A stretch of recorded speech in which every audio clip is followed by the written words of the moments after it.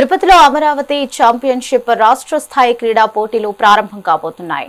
ఆంధ్రప్రదేశ్ను క్రీడాంధ్రప్రదేశ్ గా మార్చడమే ప్రభుత్వ లక్ష్యమని షాప్ చైర్మన్ అనిమిని రవినాయుడు వెల్లడించారు. ఈ పోటీలకు సంబంధించి 26 జిల్లాల జెర్సీలను రవినాయుడు ఆవిష్కరించారు. ఈ టోర్నీ ప్రారంభోత్సవానికి పలువురు మంత్రులు హాజరు కాబోతున్నారు.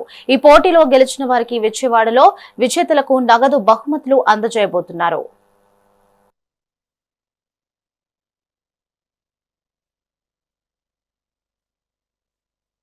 రాష్ట్ర చరిత్రలోనే ఇంతవరకు ఇంత పెద్ద క్రీడా పోటీలు ఎప్పుడు పెట్టలేదు. ఈ దేశంలో కూడా ఈ స్థాయిలో ఈ పోటీలు ఎక్కడా పెట్టలేదు. 2 నెలలు అమరావతి ఛాంపియన్షిప్ రాష్ట్ర వ్యాప్తంగా నిర్వహించడం జరిగింది.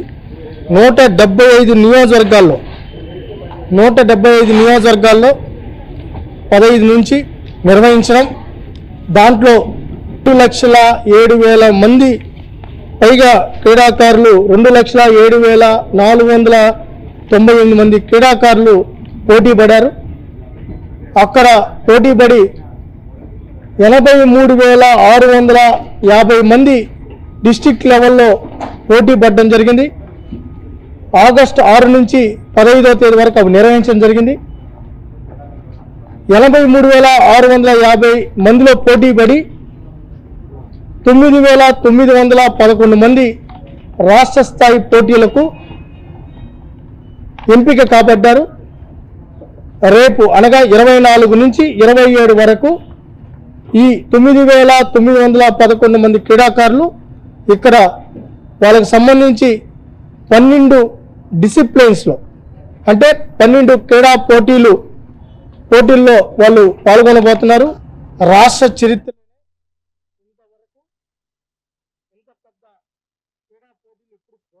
15వ తేదీ నుంచి ఆగస్టు 27వ తేదీ వరకు ఈ గేమ్స్ జరుగుతున్నాయి.